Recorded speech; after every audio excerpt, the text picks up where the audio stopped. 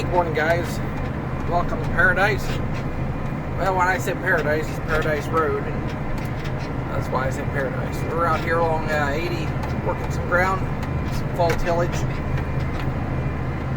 This year, we got to make a lot of decisions here on how you do our management as far as chemical usage, prices of fertilizer, and everything else. So, I'm pulling a piece of tillage tool here just to see what it does here on a couple acres, and see if we get any benefits out of it for ground warm up early this year. This will be soybeans for next year.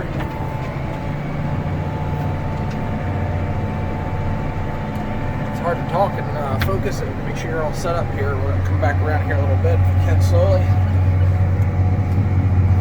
So we want to incorporate the fodder just a little bit. Almost looks like a little bit of a windrow back here right in the middle, and I don't like that. Maybe it's just the way it looks.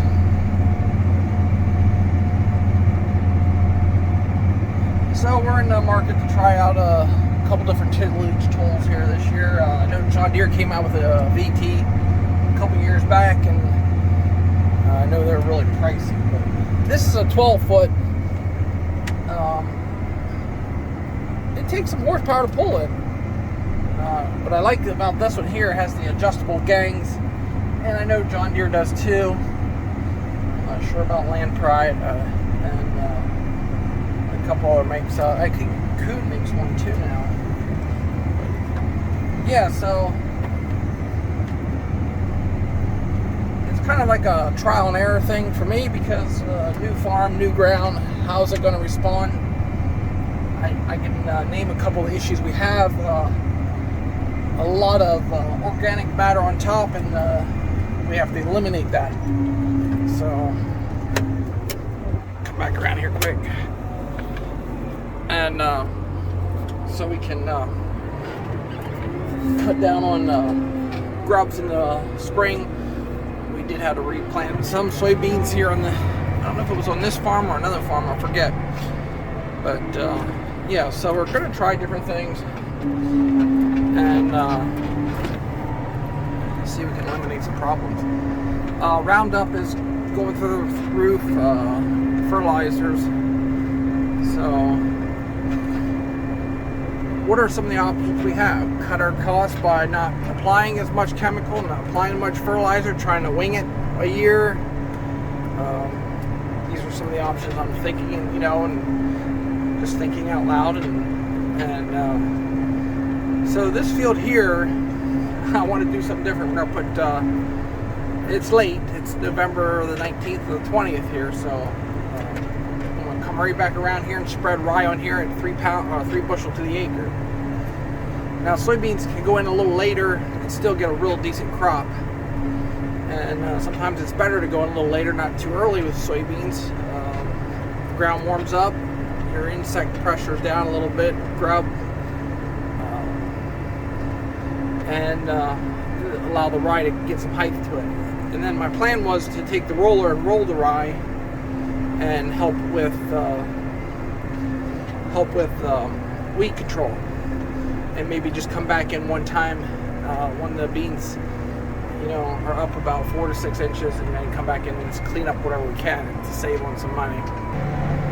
So that's some of my thoughts here for today as I'm out here. It's 37 degrees this morning. You can see we have a lot of corn fodder. Now once we get our steer barn up and running, a lot of this will get baled off and then come back as in manure, and see if we can't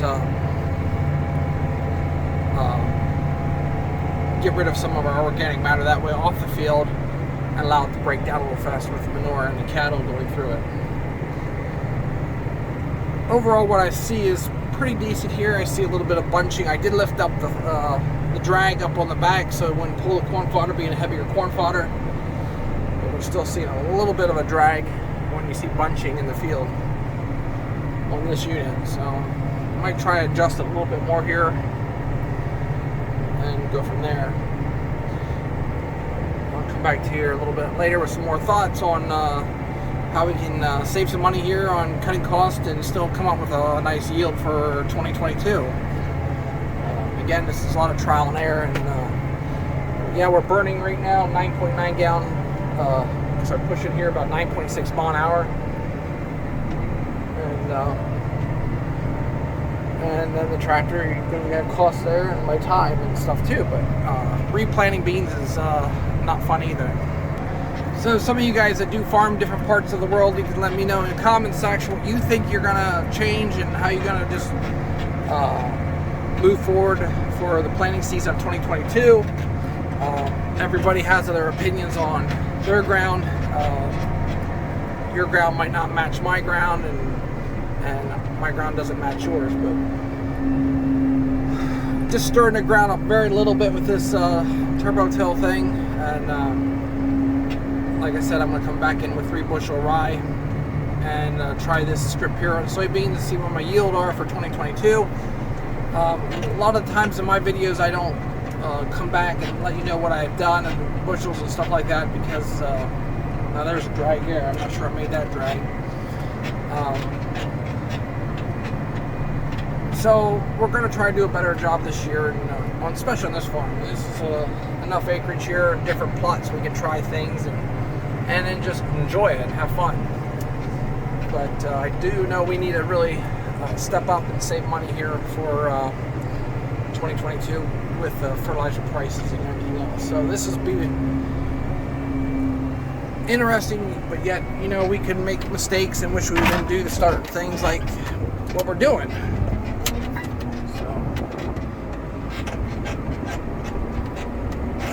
But for now, we'll just keep going forward. Well, guys, we're just about done here with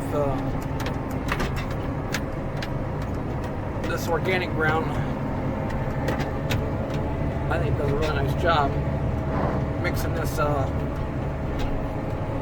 matter right in, and it's not putting it a little too deep or anything, but it smooths the field out really nice. I know it's not going to be very nice. We have a little bit of rain showers coming through now.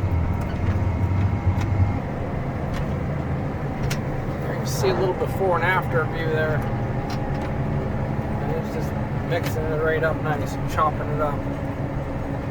Running about 8.4 mile an hour, burning about 8.2 gallons of fuel an hour.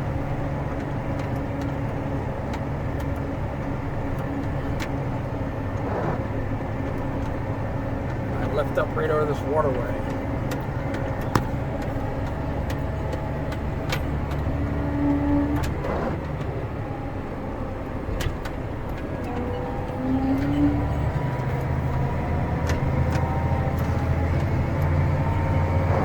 I've got about an hour here yet to do, and this field will be done, and then I want to go and try a little bit of the other ground over there that has not been touched for a while, see how that does in the corn stalks.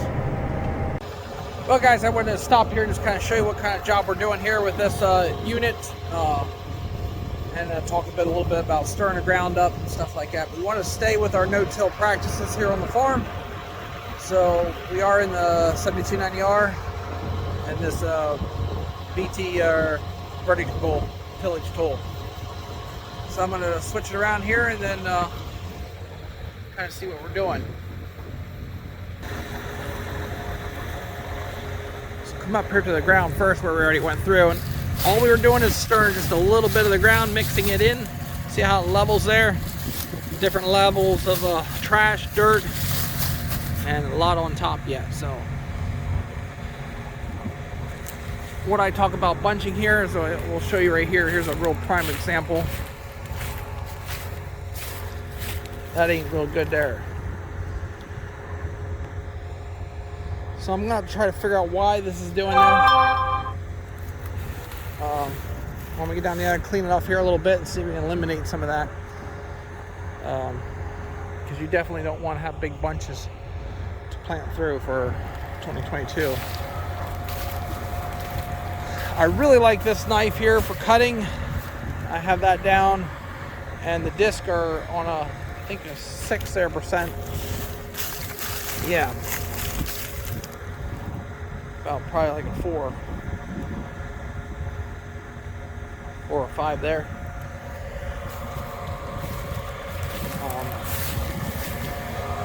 So I've got to clean that out. I'm going to do that here now, lift it up and spread that around a little bit and back up here and hit it again. That's the kind of stuff I don't like, but this right down here looks really good. And that's what I'm trying to shoot for here. You know, just kind of blending it in a little bit, throwing some dirt on the fodder. And make it a little bit better here for growing season of 2022. Well guys, I have a little bit of a treat for you today. Going old school. Pulling the grain cart here this morning. Again, just helping out this local farmer. We gotta bring everything out with the grain cart in these fields. Oh yeah, you can see the big grain cart back there.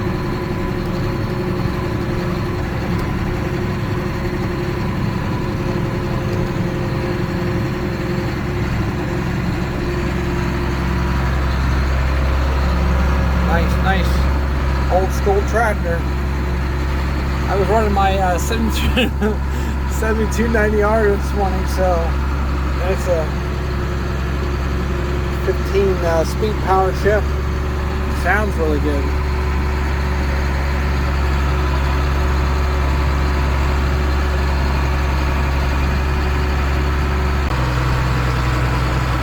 Pretty nice sized field up here on top.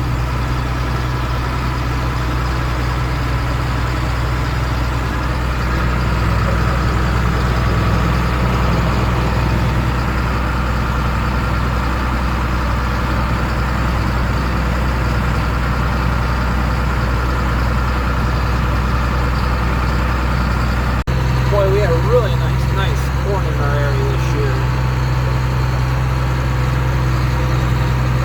Standing well.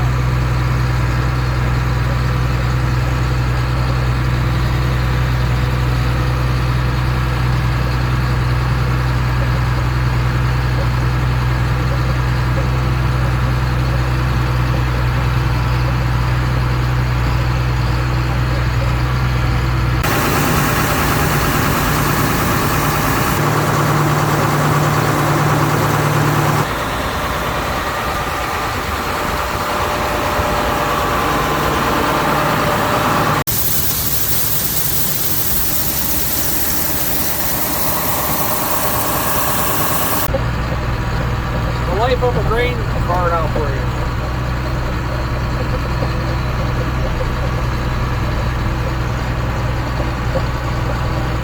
This is quite the haul back through here. It's not accessible to trailer trucks and stuff like that, so.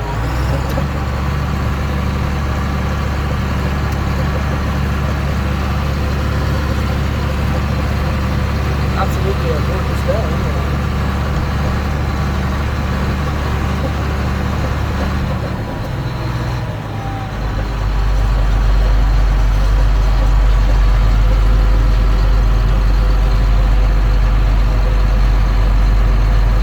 So you'll see we did finish up on my farm, and now we're over at this guy here helping him out. So it's going to be quite a few days of the harvest yet. Hopefully we have some good weather. A little steep back in here. Well, we're just about finished with our second trail load here. This is our first round here around this next big chunk of this corn ground. You can see kind of why I like to take out trees. And then down here in the corn up coming up.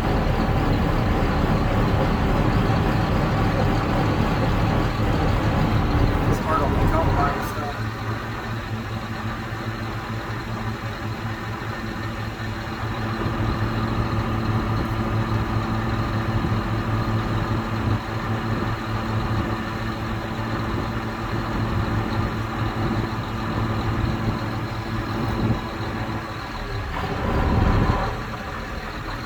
See that limb there?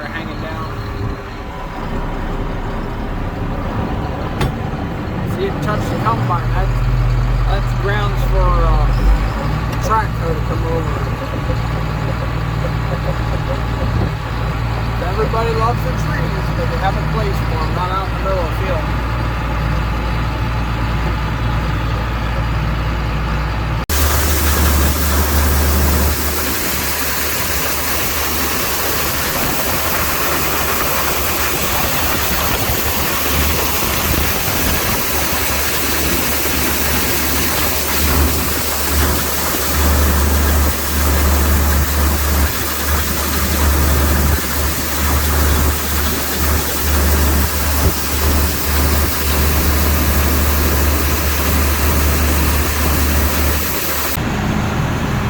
Third load. Got the new Mack back. Nice truck, trailer.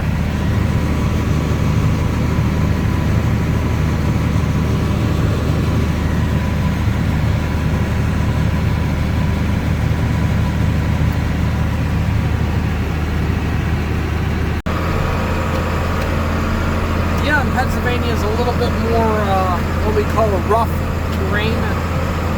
I'm in the market for another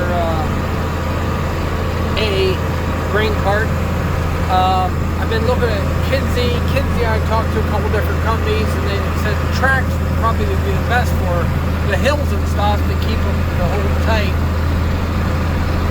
You guys that are farmers and stuff, follow me. Let me in the comments what you think.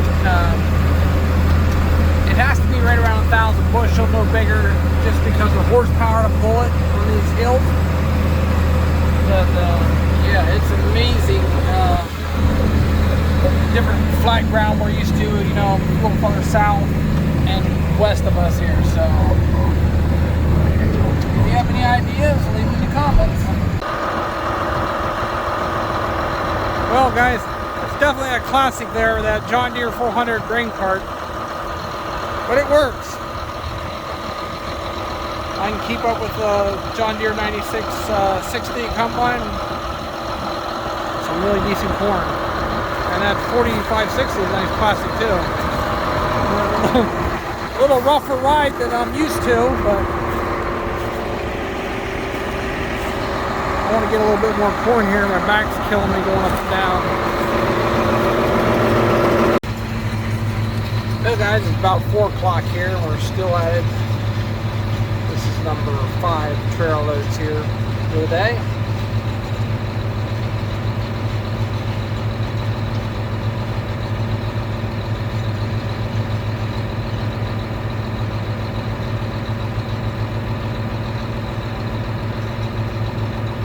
Takes a little more time to open these fields up here, especially there's some little smaller necks and stuff like that.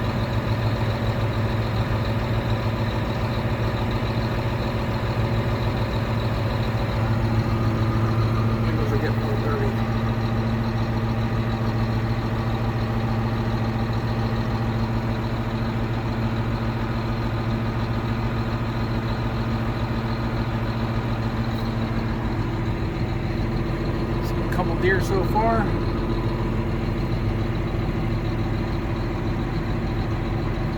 Yeah, it's going pretty good. I don't know if you can see the moon there just coming up.